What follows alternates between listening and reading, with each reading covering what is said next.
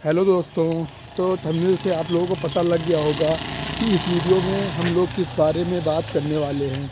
तो मेनली ये वीडियो जो है वो उन एस्पिरेंट के लिए है जिन्होंने कभी ना कभी अपनी लाइफ में सरकारी नौकरी की तैयारी करी है या अभी भी कर रहे हैं। चाहे आप यूपीएससी की तैयारी कर रहे हो या डिफेंस की कर रहे हो या एसएससी की कर रहे हो, या तो फिर उनके पेरेंट्स के लिए है जिनके बच्चे सरकारी नौकरी की तैयारी कर रहे हैं।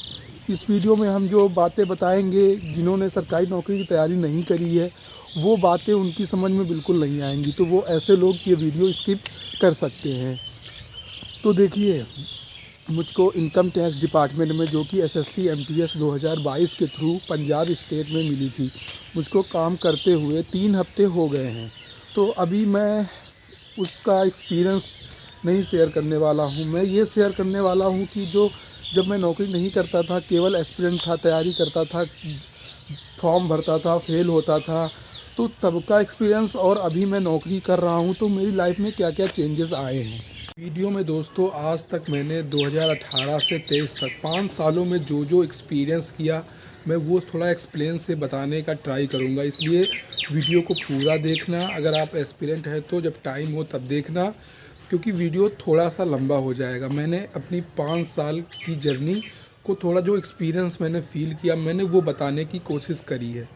तो चलिए शुरू करते हैं। तो देखो, यहाँ हम पॉइंटों में बात करेंगे। देखो, सबसे पहले अगर पॉइंट की हम बात करते हैं तो जब आप नए नए बेरोज़गार रहते हैं या पहली पहली बार इंटर करने के बाद या ग्रेजुएशन करने के बाद कंपटीशन की फील्ड में आते हैं, तो सबसे बड़ा यही कॉन्फिडेंस की कमी रहती है कि क्या पता मेरा होगा या नहीं होगा। इतने सारे बच्चे हैं, मैं कोई पढ़ने में उतना भी खास नहीं हूँ, हाँ थोड़ा बहुत ठीक हूँ, तो कॉन्फिडेंस बहुत ही लो रहता है।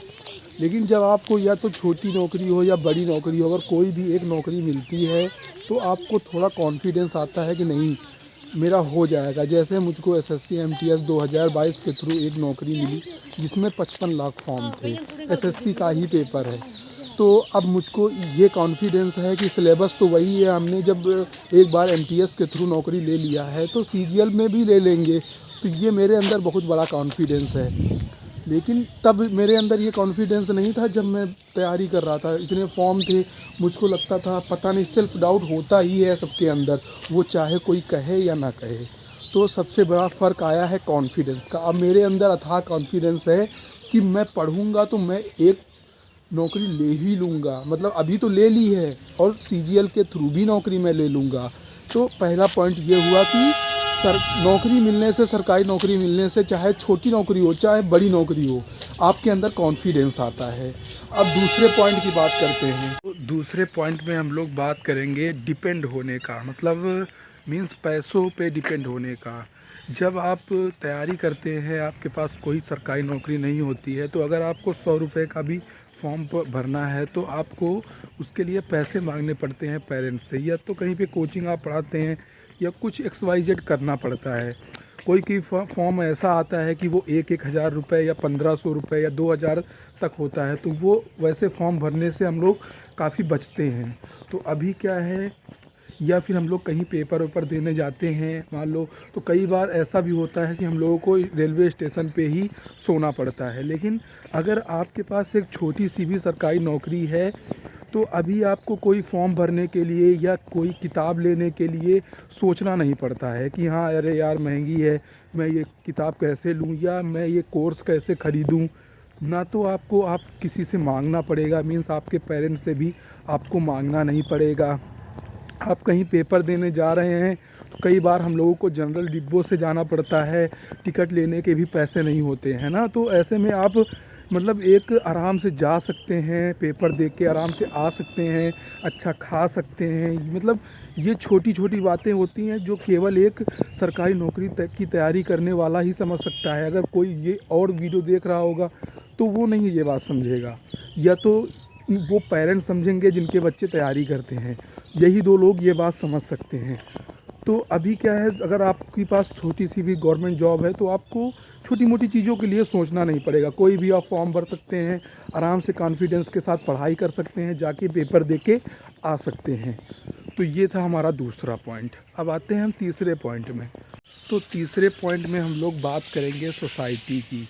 सबको पता है हम लोग कहाँ से, हम लोग मेनली गांव से हैं, या तो किसी बहुत कम बच्चे शहर से होते हैं जो सरकारी नौकरी की तैयारी करते हैं। अगर गांव से हैं, आप किसी की तैयारी कर रहे हैं, तो सबसे बड़ा प्रेशर सोसाइटी का होता है कि क्या हुआ तुम्हारा, वो पेपर का क्या हुआ, रिजल्ट आया कि नहीं आया। आप 2 साल से, 3 साल से या 5 साल से तैयारी कर रहे हैं, तो क्या हुआ, पेपर रिजल्ट में क्या हुआ। तो जब हम लोग एक बार फेल होते हैं, 2 बार फेल होते हैं, 3 बार फेल होते हैं, उसके बाद हम लोग बचने लगते हैं कि कोई ये धोखे से मुझसे पूछ न ले कि एग्ज़ाम दिया था आपने, हम फेल हो गए।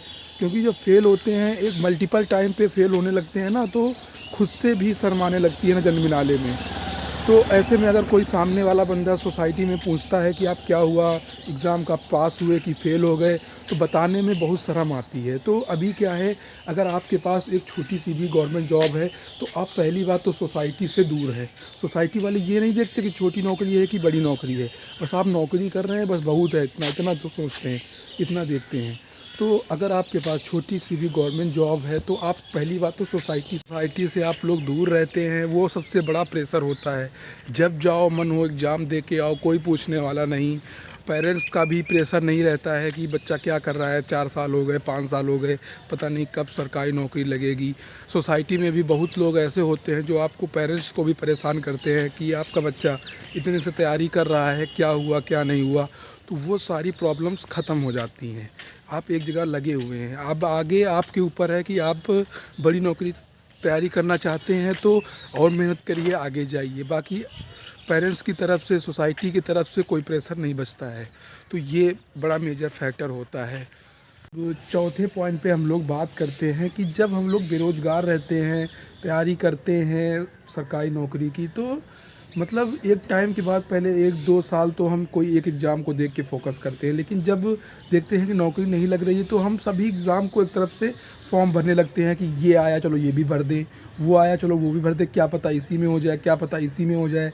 तो जैसे आपको कोई एक गवर्नमेंट जॉब अच्छी मिल गई है ना, तो उसके बाद आप, जो आपका मन का टारगेट है, जो आप बनना चाहते हैं, आप सीजीएल के थ्रू इंस्पेक्टर बनना चाहते हैं, या आप को XYZ कुछ भी बनना चाहते हैं, बैंक में जाना चाहते हैं, डिफेंस में जाना चाहते हैं, मतलब कहीं भी जाना चाहते हैं, तो आप फ्री मन से एक टारगेट को लेके पढ़ाई कर सकते हैं कि अब तो कुछ तो हमको मिल ही गया है, तो अब मैं अपने मन की तैयारी करूँगा, मुझको ये बनना है, कोई किसी का प्रेशर नहीं रहता है।